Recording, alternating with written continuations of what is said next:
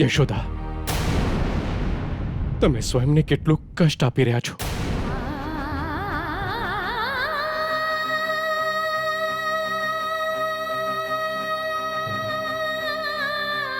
તો પછી હું શું કરું? શું કરું હું? કેવળ તમારા વિષયમાં વિચારવાનું છોડી દો યશોદા. મુખિયાજી, હા યશોદા, કેવળ કૃષ્ણની માતા નહીં બનો, જગત માતા બનો.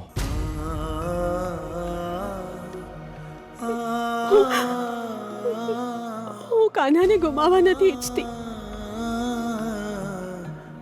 તમને શું લાગે છે યશોદા? શું હું કૃષ્ણ સાથે નથી રહેવા માંગતો? તો પણ આપ મને કહો છો કે હું કૃષ્ણને જવા દઉં? આપણી પાસે કૃષ્ણના કૃતજ્ઞ રહેવાનો આ જ એક માર્ગ છે યશોદા. કૃતજ્ઞ? હા યશોદા, કૃષ્ણએ આપણા જીવનમાં આવીને આપણને જે આનંદ આપ્યો છે, જે સુખ આપ્યું છે, આપણા જીવનને જે કૃતાર્થ કર્યું છે, એ માટે આપણે કૃષ્ણનું કૃતજ્ઞ રહેવું જ જોઈએ ને યશોદા. જો આપણે પણ સ્વાર્થી થઈ ગયા તો પછી આપણામાં અને કંસમાં શું અંતર રહી જશે યશોદા? કૃષ્ણ આપણો પુત્ર બનીને રહ્યો છે યશોદા. એ આપણું પરમ ભાગ્ય છે. પરંતુ આપણે એ ન ભૂલવું જોઈએ કે કૃષ્ણ આપણું નથી.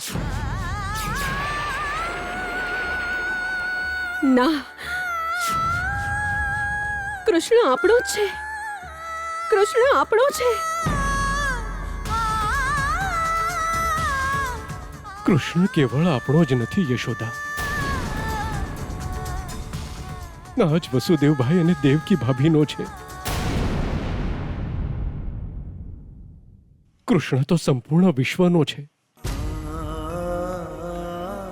ત્યારે જ તો ગોકુળની ગાયો કૃષ્ણને સ્વયંનો માને છે.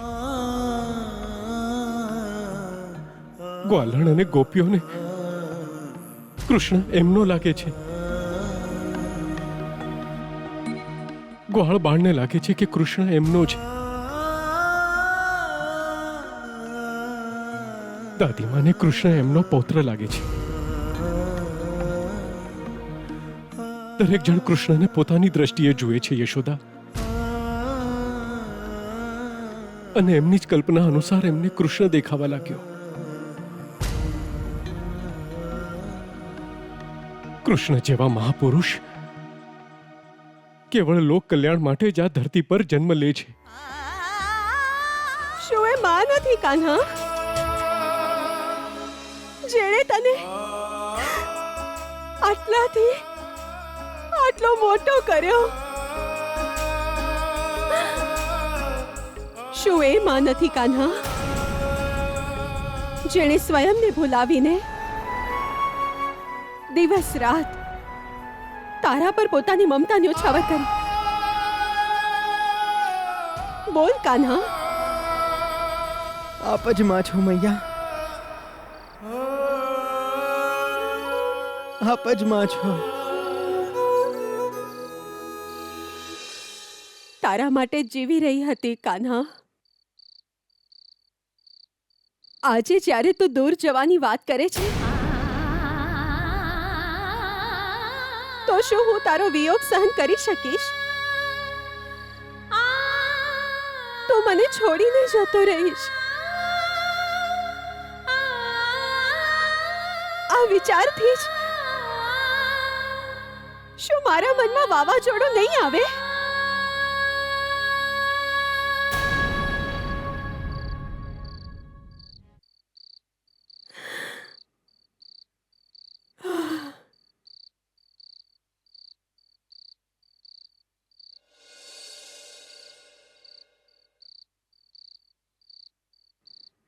કાન્હા,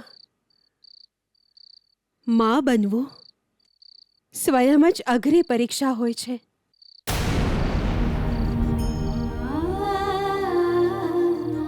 એમાં સ્વયંની મમતાનો ત્યાગ કરવો વધારે અઘરું. પીડા તો થશે ને લાલા, હૃદય રડશે, આંખોથી અશ્રુ પણ વહેશે. તે મને ધર્મ સંકટના બે માર્ગ વચ્ચે ઊભી કરી દીધી છે કાન્હા, જ્યાં એક તરફ માનો ધર્મ છે અને બીજી તરફ માનવનો માનવના પ્રતિ ધર્મ. આજે મેં સ્વયંના અંદરની માને મારી નાખી કાન્હા. આ એક માનવે સંપૂર્ણ માનવ જાતિના માટે નિર્ણય લીધો છે.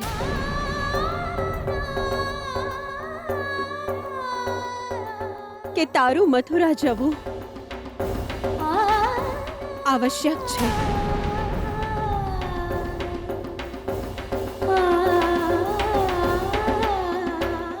મૈયા, મેં સ્વયંનો ધર્મ નિભાવ્યો છે કાન્હા.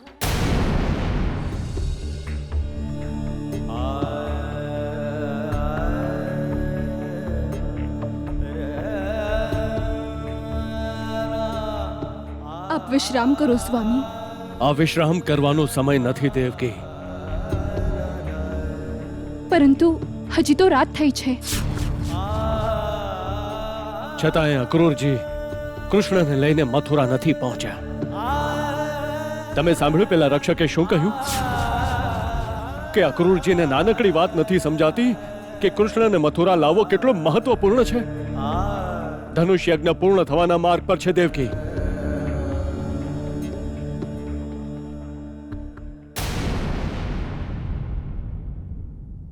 કોઈને પરિણામોની ચિંતા નથી, કોઈને પણ નહીં. પરંતુ આ વાસુદેવ શાંત નહીં બેસે. તો હવે આપ શું કરશો સ્વામી?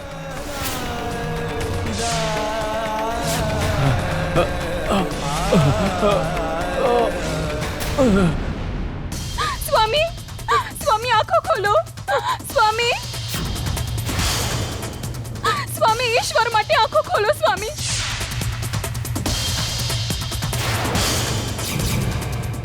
શું થઈ ગયું આપને?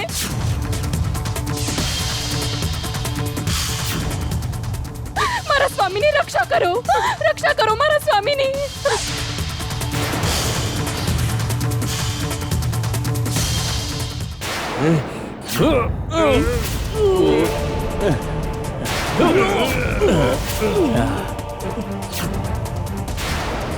સ્વામી, નહીં નહીં સ્વામી, નહીં. મને નહીં રોકો દેવકી. કૃષ્ણ નથી આવ્યો તો શું થયું?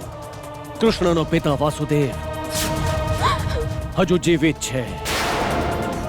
હું કંસની કોઈ પણ ઈચ્છા પૂર્ણ નહીં થવા દઉં. નહીં સ્વામી, હું નહીં. એનો ધનુષ યજ્ઞ સફળ નહીં થવા દઉં. દેવકી ખસી જા. સ્વામી, સ્વામી, સ્વામી, નહીં સ્વામી.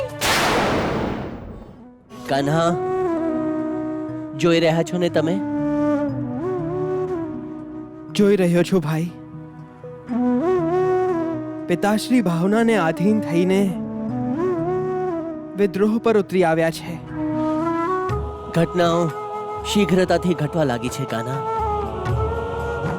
જાણો છો ભાઈ, મૈયાનું માની જવું, ધનુષ યજ્ઞનો આરંભ થવો, પિતાશ્રીનો કંસ મામાશ્રીને પડકાર આપવો,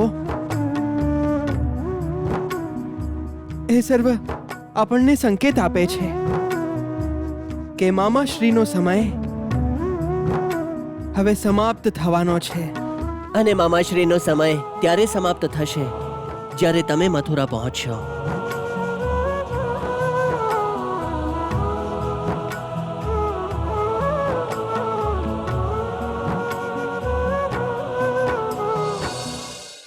ના અક્રૂરજી, કૃષ્ણ આપની સાથે નહીં જાય.